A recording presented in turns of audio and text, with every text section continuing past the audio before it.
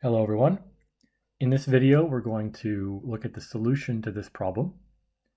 There is a set of numbers whose sum is equal to the sum of the elements squared. What's bigger, the sum of the cubes or the sum of the fourth powers? Now if you watch the process video for this problem, you'll see that towards the end of it I've figured out that we can't actually decide whether the cubes or the fourth powers have a larger sum. And I have a numerical example that shows it can go either way.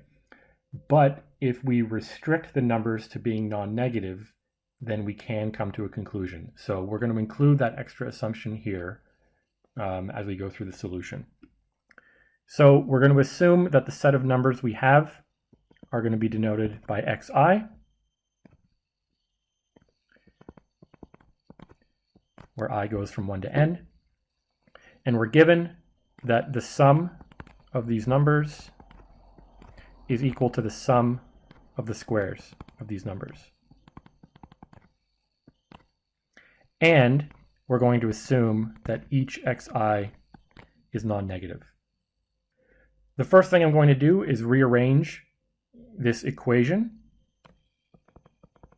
with everything on one side.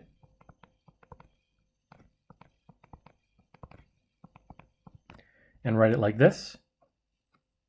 And now I'm going to consider each individual term in this sum separately. If xi is greater than 1, then xi squared minus xi is positive, or non-negative at least. And so if I multiply this quantity by xi squared, it ends up getting bigger.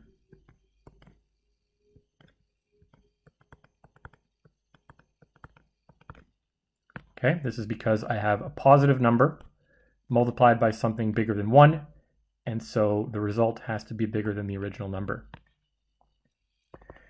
Now let's think about the case where xi is less than or equal to 1. Then I have xi squared minus xi is less than or equal to 0.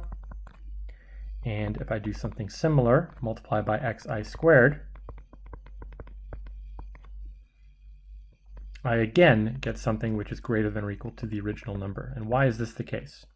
Well, this is a number which is negative, and this now, because xi is less than or equal to 1, this number is also less than or equal to 1.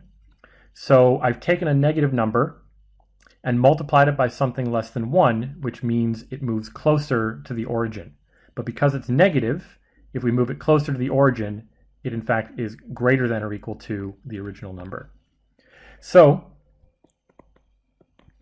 I can now replace every term in this sum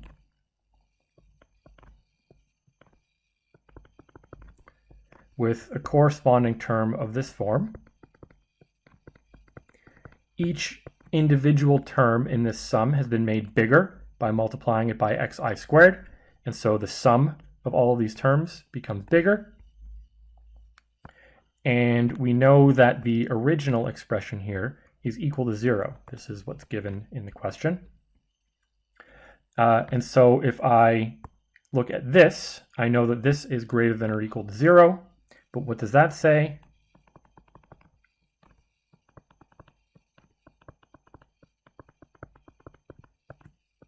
By rearranging this, I have that the sum of xi to the 4 is greater than or equal to the sum of xi cubed. Check out the process video, which is linked in this one, to see how I came to this solution. Thanks for watching.